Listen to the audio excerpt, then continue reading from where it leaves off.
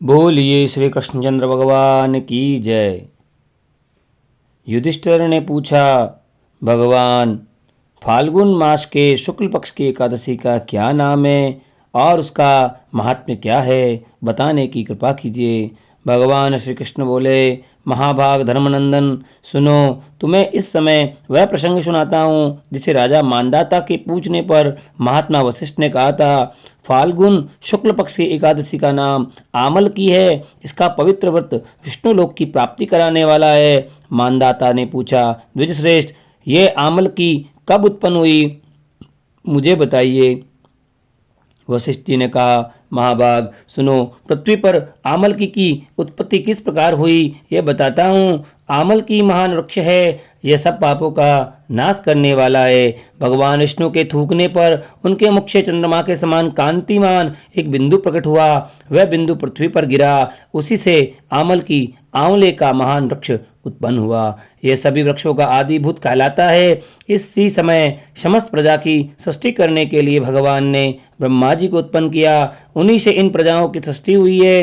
देवता, दानव, गंधर्व, यक्ष, राक्षस, नाग तथा निर्मल अंतःकरण वाले महर्षियों को ब्रह्मा जी ने जन्म दिया। उनमें से देवता और ऋषि उस स्थान पर आए जहाँ विष्णु प्रिया आमलकी का वृक्ष था। महाभाग, उसे देखकर देवताओं को बड़ा विस्मय हुआ। वे एक दूसरे पर दृष्टिपात करते हुए उत्कंठा पूर्वक उस वृक्ष की ओर देखने लगे और खड़े खड़े सोचने लगे कि पाकर आदि वृक्ष तो पूर्व कल्प की भांति है, जो सब के सब प्रकार से हमारे परिचित है, किंतु इस वृक्ष को हम नहीं जानते। उन्हें इस प्रकार चिंता करते देख आकाशवाणी हुई, महर्षियों, यह सर्वश्रेष्ठ आमलकी का वृक्ष है जो विष्णु को प्रिय है। इसके स्मरण मात्र से गोदान का फल प्राप्त होता है। स्पर्श करने से उससे दूना और फल भक्षण करने से तिगुना पुण्य प्राप्त होता है। इसलिए सदा प्रयत्न पूर्वक आमलकी का सेवन करना चाहिए। यह सब पापों को हरने वाला है। विष्णु वृक्ष कहलाया है। इसके मूल में विष्णु, इसके ऊपर ब्रह्मा, स्कंद में परमेश्वर भगवान रुद्र, शाखाओं में मुनि, टहनियों में देवता, पत्तों में वसु, फूलों में मरुदगण और फलों में समस्त प्रजापति वास करते हैं। आमल की सर्वदेवमयी बताई गई है, अतः विष्णु भक्त पुरुषों के लिए परम पूज्य है। ऋषि बोले, हम लोग आपको क्या समझें, आप कौन हैं, देवता हैं या कोई और, इसे हमें ठीक ठीक बताइए। आकाशवाणी हुई, जो संपूर्ण भूतों के कर्ता और समस्त भुवनों के सृष्टा है, जिन्हें विद्वान पुरुष भी कठिनता से देख पाते हैं, वही सनातन विष्णु मैं हूँ। देवादिदेव भगवान विष्णु का कथन सुनकर उन ब्रह्म कुमार महर्षियों के नेत्र आश्चर्य से चकित हो उठे। उन्हें बड़ा विस्मय हुआ। वे आदि अंतरहित भगवान की स्तुति करने लगे। ऋषि बोले, संपूर्ण भूतों के आत्मभूत आत्मा एवं परमात्मा को नमस्कार है। अपनी महिमा से कभी अच्युत न होने वाले अपनी महिमा से कभी च्युत न होने वाले अच्युत को नित्य प्रणाम है। अंतरहित परमेश्वर को बारंबार प्रणाम है। दामोदर, कवि, सर्वज्ञ, सर्वेश्वर, यज्ञेश्वर को नमस्कार है। मायापति भगवान आपको प्रणाम है। आप विश्व के स्वामी हैं, आपको नमस्कार है। ऋषियों के इस प्रकार स्तुति करने पर भगवान श्री हरि संतुष्ट हुए और बोले, महर्षियों, तुम्हें कौन सा अभिष्ट वरदान दूं? ऋषि बोले, भगवान, यदि आप संतुष्ट हैं तो हम लोगों के हित के लिए कोई ऐसा व्रत बताइए जो स्वर्ग और मोक्ष के फल रूपी फल को प्रदान करता हो। श्री विष्णु बोले, महर्षियों, फाल्गुन शुक्ल में यदि पुष्य नक्षत्र से युक्त द्वादशी हो तो वह महान पुण्य देने वाली और बड़े बड़े पातकों का नाश करने वाली होती है। द्विजवरो, उसमें जो विशेष कर्तव्य है उसके सुनो। आमल की एकादशी आंवले के वृक्ष के पास जाकर वहां रात्रि में जागरण करना चाहिए। इससे मनुष्य पापों से छूट जाता है और सहस्त्र गोदानों का फल प्राप्त करता है। विप्रगण, ये व्रतों में उत्तम व्रत है जिसे मैंने तुम लोगों को बताया है।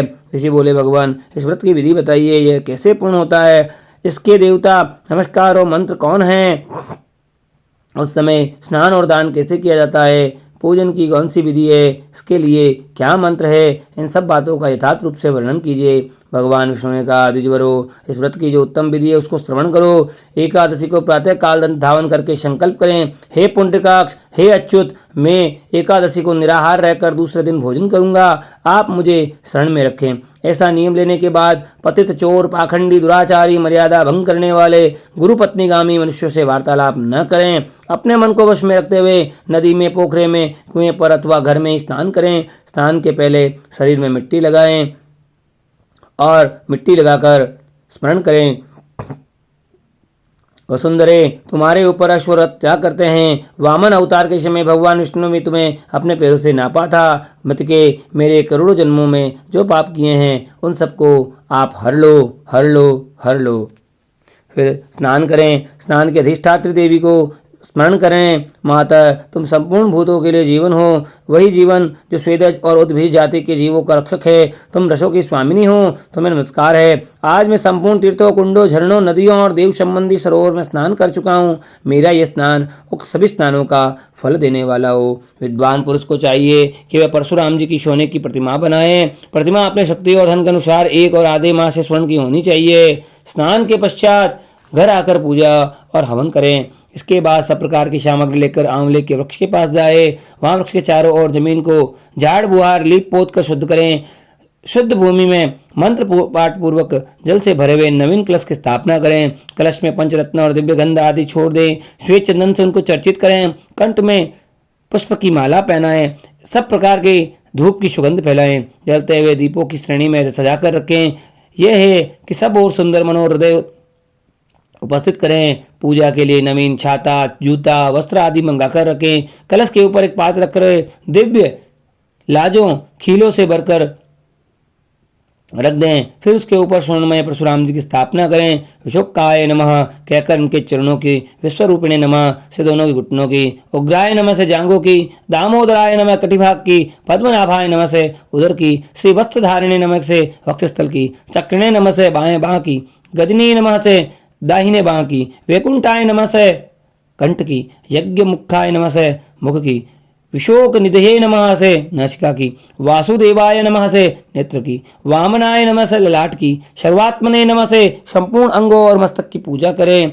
यही पूजा के मंत्र हैं। निरंतर भक्ति युक्त से शुद्ध फल के द्वारा देवादिदेव परशुराम जी का अर्घ्य प्रदान करें। अर्घ्य देकर बोले, देव देवेश्वर जमदग्नि श्री विष्णु स्वरूप परशुराम जी, आपको नमस्कार है, नमस्कार है। आंवले के फल के साथ दिया हुआ मेरा ये अर्घ्य ग्रहण कीजिए। तदंतर भक्ति युक्त से आग्रहण करें। जागरण करें। नृत्य, संगीत, वाद्य, धार्मिक उपाख्यान तथा विष्णु संबंधी कथा वार्ता आदि के द्वारा वह रात्रि व्यतीत करें। इसके बाद भगवान विष्णु का नाम ले लेकर आमल की वृक्ष की परिक्रमा करें। 108 या 28 बार अवश्य करें। फिर सवेरा होने पर श्री हरि की आरती करें। ब्राह्मण की पूजा करके वहां से सब सामग्री उसे निवेदन कर दें। परशुराम जी का कलश, 2 वस्त्र, जूता आदि सभी वस्तुएं दान कर दें और ये भावना करें कि परशुराम जी के स्वरूप में भगवान विष्णु मुझ पर प्रसन्न हो। तत्पश्चात आमलकी का स्पर्श करके उसकी प्रदक्षिणा करें और स्नान करने के बाद विधि पूर्वक ब्राह्मणों को भोजन कराएं। तदनंतर कुटुंबियों के साथ कर बैठकर स्वयं भी भोजन करें। ऐसा करने से जो पुण्य प्राप्त होता है वह बतलाता हूँ, सुनो। संपूर्ण तीर्थों के सेवन से जो पुण्य प्राप्त होता है, सब प्रकार के दान करने से जो फल प्राप्त होता है, वह उपयुक्त विधि से वालन से सुलभ हो जाता है। समस्त यज्ञों की अपेक्षा भी अधिक फल मिलता है, इसमें तनिक भी संदेह नहीं है। ये व्रत सब व्रतों में उत्तम है, जिसका मैंने तुमसे पूरा वर्णन किया है। वशिष्ठ जी कहते हैं, महाराज, इतना कहकर देवेश्वर भगवान विष्णु वही अंतर ध्यान हो गए। तत्पश्चात उन समस्त महर्षियों ने उक्त व्रत का पूर्ण रूप से पालन किया। नृपश्रेष्ठ, इस प्रकार तुम्हें भी इस व्रत का अनुष्ठान करना चाहिए। भगवान श्री कृष्ण कहते हैं, युधिष्ठिर, ये दुर्दश व्रत मनुष्य को सब पापों से मुक्त कराने वाला है। बोलिए श्री कृष्णचंद्र भगवान की जय। जय जय।